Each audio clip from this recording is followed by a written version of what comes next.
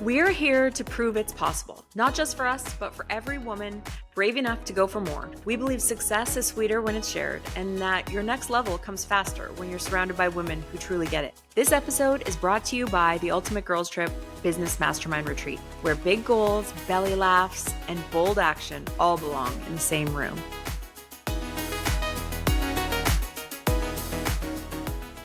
Hi guys, welcome back to Proof It's Possible. Today we are chatting about women in sports. And I'm telling you, this is like a hill I am prepared to die on because I value kids in sport probably more than anybody in the world because I think that it sets you up for future success. I think that all of the things that you learn in sport are transferable skills that can help lead you to a successful career or being an entrepreneur or whatever that looks like for you.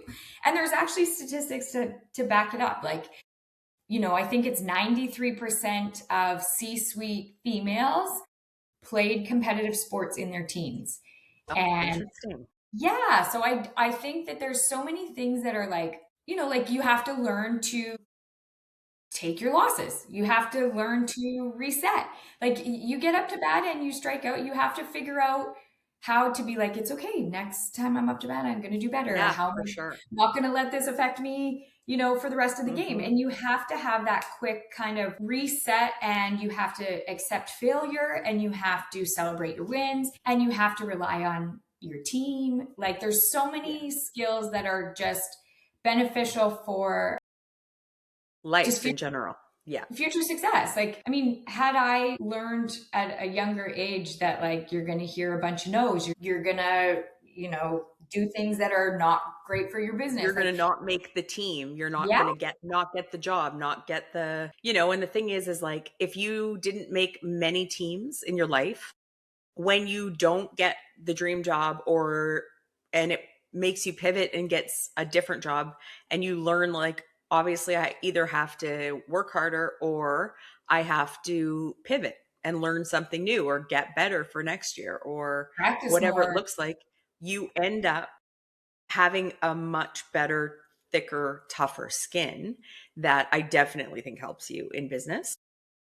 I also think it teaches some lessons that aren't necessarily fair, but are very realistic for what happens in real life. Like, Yes. you didn't make a team because of politics, or somebody took their friend instead of taking you, or, the coach doesn't like that you play a different sport, whatever it is. Like, there's all kinds of reasons.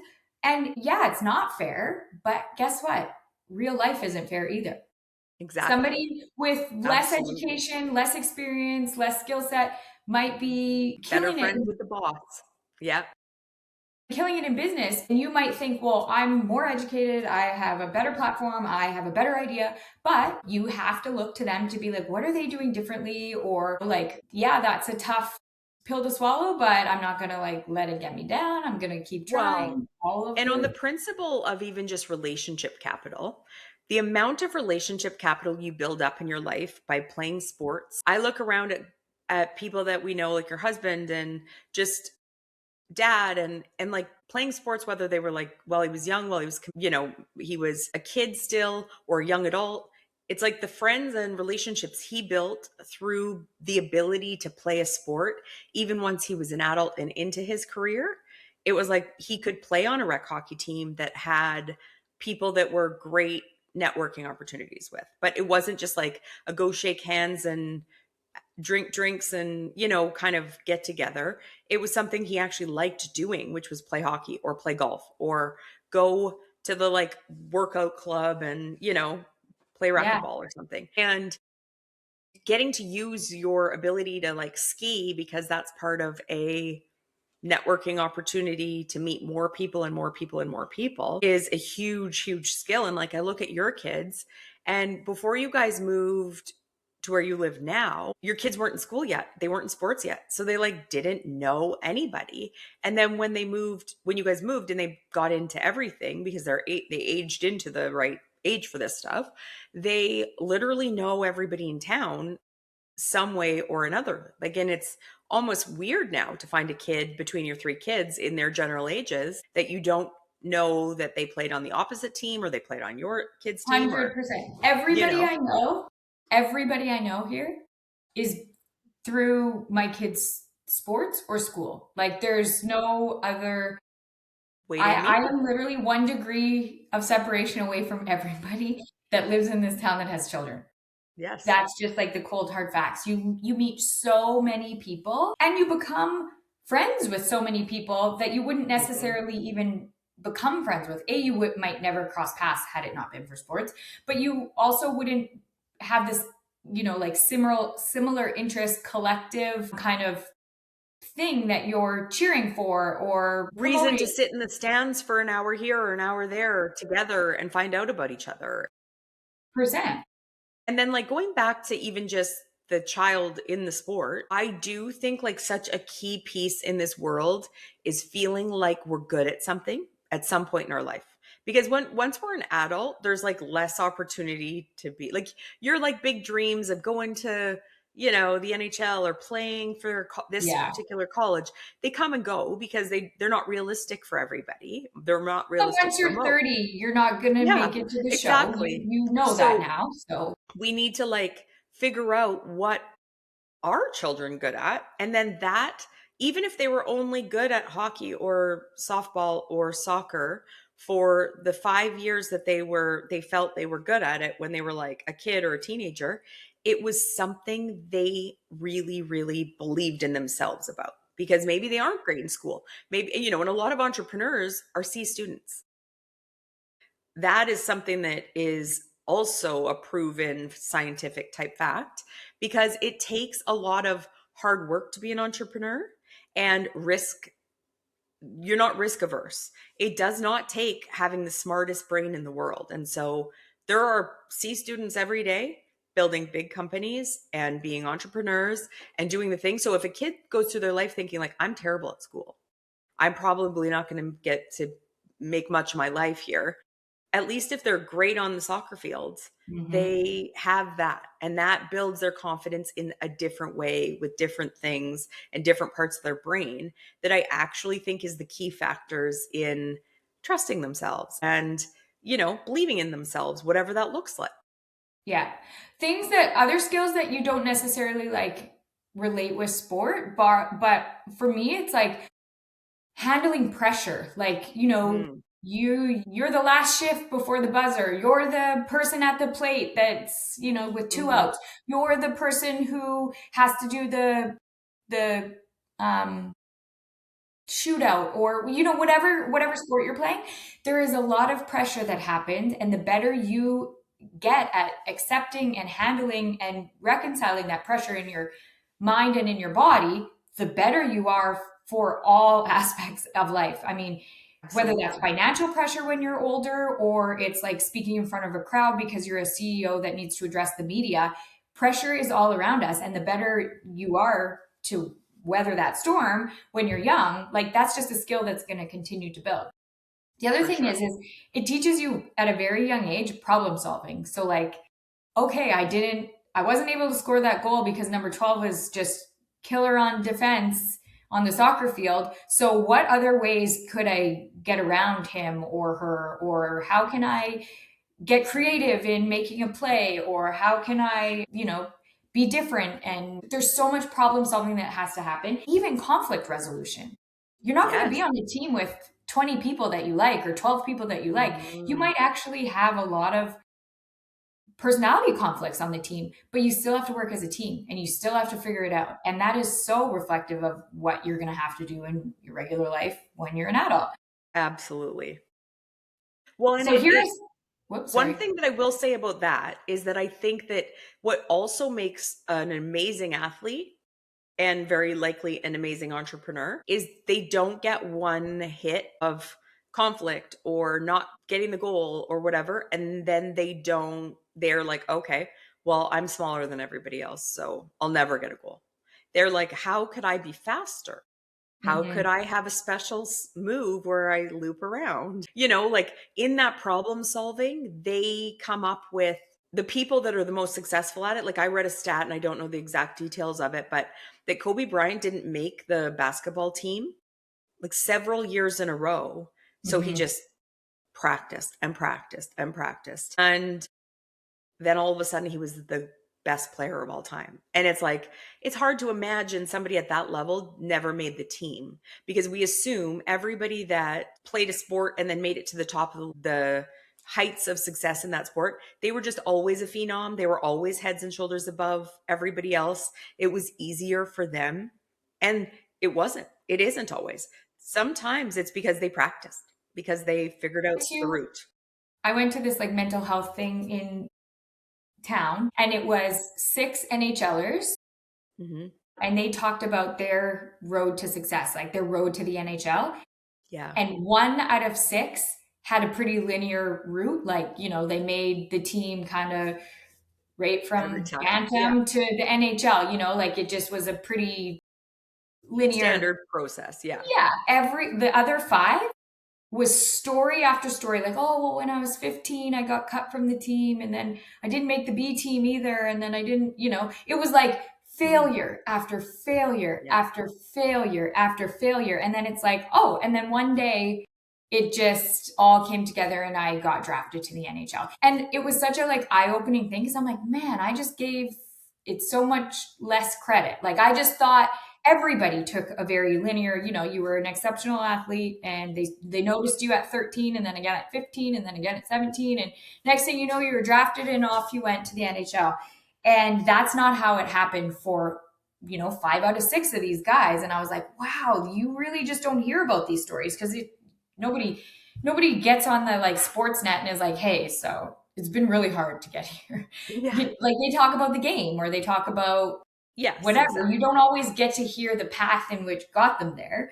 But Mhm.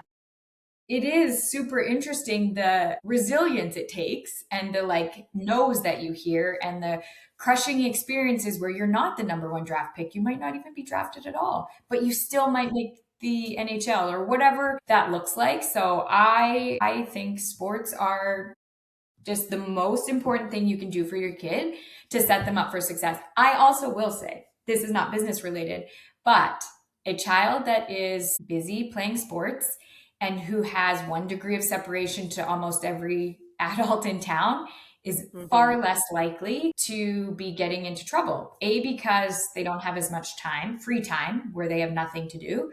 B, they have this sense of responsibility because they can't just go, do bad things in town, because everybody recognizes them because they know them from And they know their sports. parents and And they they know know their they'll get parents, and they caught. know they're going to get caught, and they know that, if they're smoking on the corner, somebody's going to see them and probably tell their mom or their dad or whatever that looks like. So I also think it's good for them to stay out of trouble. Busy. Like Yeah. it's good for all Oh, of for these other sure. skills, but it's also really good to keep your kid out of trouble. Yes. And it's connection, because the thing is that what gets us in trouble as kids is not feeling connected at school, not feeling connected with friends, not feeling like we have anybody to hang out with on the weekend. If our lives are full, we do not look for trouble, because I don't think anybody really wants to get into trouble. They just are left to too many of their own devices, potentially. I also think um, that if you are having a hard time at school, like you're not fitting in, you feel like you don't have a lot of friends, there's a Your conflict because friends now are shifting, whatever. yeah, you're in middle school or you're in high school, and they started hanging out with people that you don't really love, and it doesn't feel right for you anymore, or there's a big fight because you guys are all hormonal Mhm. and crazy. You still can rely on your sports friends. And that in itself is such a win for your mental health, because you don't go home and think to yourself, I am all alone in this world. I have no friends. You still have connection outside of school that has nothing to do with your friends at school. You could have the worst day at school and then go to basketball practice with a group of girls that go to 5 other schools and still feel Like, like they you might be your belong. soulmate because they have the same Totally. interests as you, and they are funny, and Totally. you guys have inside jokes that you got at the hotel at your sleepover weekend for the tournament. And like, it's a set of 100%. memories that school friends may never provide for you, because you don't necessarily see them that much. Even if they are your friends, they might stay surface level. Yes. And Yeah. my daughter, one of my daughters, had a teacher at the beginning, the very first parent teacher interview that I ever had with her, she said, what sports does she play? She's a sporty spice teacher, which I loved. What sports does she play? Do any of the kids at this school play on her team or play the same sport? Because if there is ever trouble, because going into middle school, there's bound to be some hormonal trouble, friendship trouble. I need to know who her connection points are that she has in the sports world so that I can make sure that if I ever see her alone at lunch or struggling socially, that I can make sure that I connect her with, her ringette friend or her softball friend or her whatever that looks like. And I was like, you are the smartest teacher I have ever met. Like having that social IQ and knowing who her students' safe places were outside of her school friendships. I was like, Hmm. A, it's brilliant, and B, you aren't just looking out for like the academics, because I fully believe that academics will come. Everyone will learn to read and write eventually, but it's the social skills that we learn at school that are who shape us into who we become as an Absolutely. adult. And I was like, what a brilliant teacher you are, that you're not just focused on like, did they learn their French? Did they learn to read and write? Yeah. You're focused on like, have they become a good person? Do they feel like they belong? Do they have friendships and feel socially connected? And I was like, I'm just obsessed with you. And now my other daughter got her too, and she's just the best teacher. But anyways, Amazing. so I just want to finish by saying some of the stats Hmm. that I pulled up. Women, just one second, I've lost them now. 80% of Fortune 500 female executives played competitive sports growing up. 74% of executive women say sports accelerated their career success, and 71% of women leaders, manager to C suite, have a sports background. So this isn't Those just are like big a feeling. numbers. Yeah. What's that? Those are big numbers. Like that's a huge amount of like high percentages, because obviously within the percentages of kids that don't, not every kid has opportunities to play sports, and the world's got a lot of variety of what's going on. And some people like me and you, neither of us were really sports kids, even though our parents are very sporty and wanted us to be. But we did do certain sports. It just wasn't like we were like in the swim club and things like that. Well, I But played all the school sports, but I just well, you wasn't did. like a highly competitive athlete. I was like, yeah, this is fun, but Same. Like I was like, I'm doing this for fun and friendship. And so I wasn't looking to be the best. I was looking to like make friends. And I thought that was a very worthwhile trade, to do the ab- activity for the friendship, because that's who I absolutely. am. Absolutely. Final story, because this is like I'm very passionate about this topic, but my final story is, so I was given the fundraising coordinator position for my daughter's softball team because I didn't show up to the one meeting because I was away. And so it was assigned to me, and I was like, I know nothing about fundraising. I don't want this position, but anyways, here I am.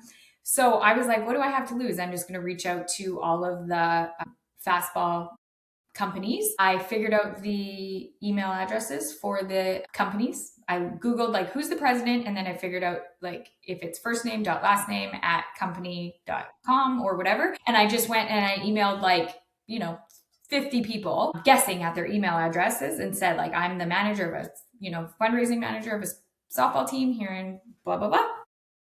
And I got one response from the president of Dayle, which is a female sports or softball brand. It's an amazing brand, and they make like Louisville Sluggers and like all the big, big, cool bats that you see. And she wrote me back and said, like, I love this. I'm a fastball player. I chose my career based on my love of the game. We are a full female led business. And I love the fact that like you're advocating for females. So what I'm going to do is send you some bats that we have been using as our testing, like our engineers have been testing them to see how they perform. I'm going to send you a bunch for your team, and you guys can use them as your team bats. And then she sent them to me, which was amazing. And she sent me a bunch of stickers, and she sent a little letter to the girls. And so then I replied to her like a big thank you and a picture of all the players, and said like, this meant so much to us, blah, blah, blah. And then she responded and said, tell your girls who are 13 and under that if they ever want a job at Dayle, Wow. yeah, They should get into engineering, sports engineering, and we will happily, like provide a job for them because we believe in women that play sports. And I was like, what? That is Yeah, crazy. so But like cool. interesting because I didn't even know that sports engineering was a thing. And if that's genuinely anyone's dream, Like yeah. if you love fastball and you're like, I want to figure out the mechanics of a Mhm. bat or how to make a ball go farther, it's the perfect job But for you. But I was yeah, like, so interesting that she basically was saying here, like if here's the there, roadmap to get to work here and be part of yeah, this. Yeah. which is And so cool. it is. It's so cool. And I love when big companies do cool things and are about community, like about Really. bringing up communities and, because she could have been like the other 49 people that you messaged and not responded. And, no, you wouldn't have known if she just never got it. You got the email wrong or if whatever. Amazing. And it's amazing that you did that too, because sometimes in life, all you have to do is ask, A have the hundred confidence to ask. percent. Yes. Yes.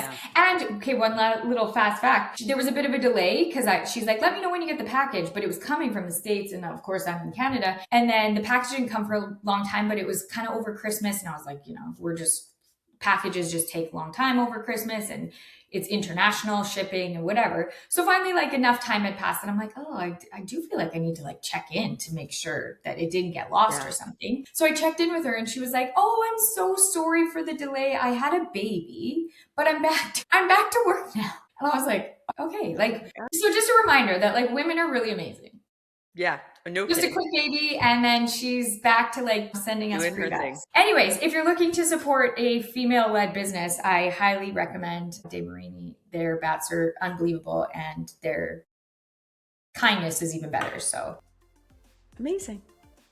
All right. okay, Thanks for joining us. yeah. And Until we will next time, see guys. you next week.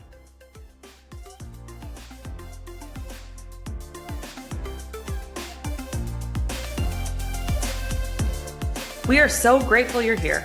It would mean the world to us if you'll subscribe to our podcast and YouTube channel and leave us a review. If you want to hear more from us, go to proofitspossible.com to join our mailing list and find our social links so you don't miss a thing. Thanks and chat next time.